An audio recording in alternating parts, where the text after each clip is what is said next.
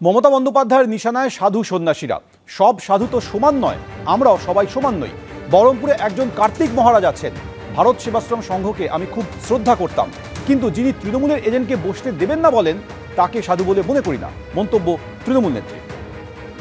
সব সাধু তো সমান হয় না, সব স্বজন সমান হয় না। আমাদের মধ্যেও কি আমরা সবাই সমান না? এই যে বহরমপুরের একজন মহারাজ আছেন, আমি শুনেছি অনেক দিন ধরে, কার্তিক মহারাজ। ভারত সেবা সংঘকে আমি খুব শ্রদ্ধা করতাম। আমার শ্রদ্ধার একটা তালিকায় তারা অনেক দিন ধরে আছে। কিন্তু যে লোকটা বলে আমি তৃণমূল কংগ্রেসকে এজেন্ট বসতে দেবো না, সে লোকটাকে আমি সাধু বলে মনে করি না। তার কারণ তিনি ডাইরেক্ট পলিটিক্স করে দেশটা সর্বনাশ করছেন। আমি আইডেন্টিফাই করেছি কে কে করেছেন। আসানসোলে একটা রামকৃষ্ণ মিশন আছে। আমি রামকৃষ্ণ মিশনকে কি হেল্প করিনি? সিপিএম যখন খাবার বন্ধ করে দিয়েছিল, আপনাদের অস্তিত্ব নিয়ে, স্বাধিকার নিয়ে, তখন কিন্তু আমি পুরো সমর্থন দিয়েছিলাম। মা বোনেরা আসতো, তারা তরকারি কেটে দিত, আর সিপিএম কিন্তু আপনাদের কাজ পর্যন্ত করতে দিত না। কিন্তু আমি জানি কয়েকজন, সবাই তো নয়। যেমন আমি শুনলাম আসানসোলের একটি মিশন আছে। ইসকনও মনে রাখবেন 700 একর জমি দিয়েছি ইসকন শহর করবার জন্য নদিয়াতে। ইসকনেরও একটা মন্দির আছে, ইসকনেরও একটা মিশন আছে। একটা দুটো তো থাকবেই। দিল্লি থেকে নির্দেশ আসে, বলে বিজেপিকে ভোট দেওয়ার জন্য বলো। কেন করবে সাধু সন্তরের কাজ?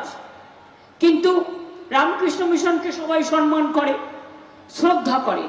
ওদের কাছে একটা হোয়াটসঅ্যাপ আছে গ্রুপ, ওদের যারা মেম্বার হয় তাদের নাম যারা দীক্ষা নেয়, তাদেরকে আমি ভালোবাসতে পারি, আমি দীক্ষা নিতে পারি, কিন্তু রামকৃষ্ণ মিশন ভোট দেয় না কোনোদিনও, এটা আমি জানি। তাই আমি অন্যকে কেন ভোট দিতে বলবো? কেউ কেউ ভায়োলেট করছে, সবাই নয়। কিন্তু মনে রাখবেন, স্বামী বিবেকানন্দের বাড়িটাই থাকতো না আপনাদের এই মেয়েটা যদি বেঁচে না থাকতো। মমতা বন্দ্যোপাধ্যায়ের এই মন্তব্যের প্রেক্ষিতে ভারত সেবাশ্রম সংঘের প্রধান সম্পাদক স্বামী বিশ্বাত্মানন্দ মহারাজ কি বললেন শুনুন। একজন মহারাজ বলেছে না, আমার তাকে বলছে আমি তো বলিনি কোন কথা, জিজ্ঞেস করেছিলাম। এইগুলো এসব বিতর্কে যাওয়ার দরকার কি? সেটা শ্রদ্ধা আছে, ওকে জানে আমরা কি করি, কিছু আসে যায় না আমাদের। মমতা বন্দ্যোপাধ্যায় বলেছেন বহরমপুরে একজন কার্তিক মহারাজ আছেন, কিন্তু যিনি তৃণমূলের এজেন্টকে বসতে দেবেন না বলেন তাকে সাধু বলে মনে করি না। মমতা বন্দ্যোপাধ্যায়ের এই মন্তব্যের প্রেক্ষিতে সুকান্ত মজুমদার তিনি কি বলছেন শুনুন। মহারাজরা কি করবেন একান্তভাবে তাদের বিষয়, কিন্তু আমার মনে হয় আশ্রম তো থাকবে না যদি রাষ্ট্র না থাকে। সে যে মিশনই হোক, যে মঠই হোক, রাষ্ট্র যদি থাকে তাহলে আপনার আশ্রম থাকবে। একসময় আফগানিস্তানে প্রচুর আশ্রম ছিল, ঋষিমুনিরা জন্মাতেন সেখানে, এখন নেই। তো সেই জন্য আশ্রমগুলোকে সিদ্ধান্ত নিতে হবে। মুখ্যমন্ত্রী ঠিক করে দিতে পারেন না যে কে কি করবেন।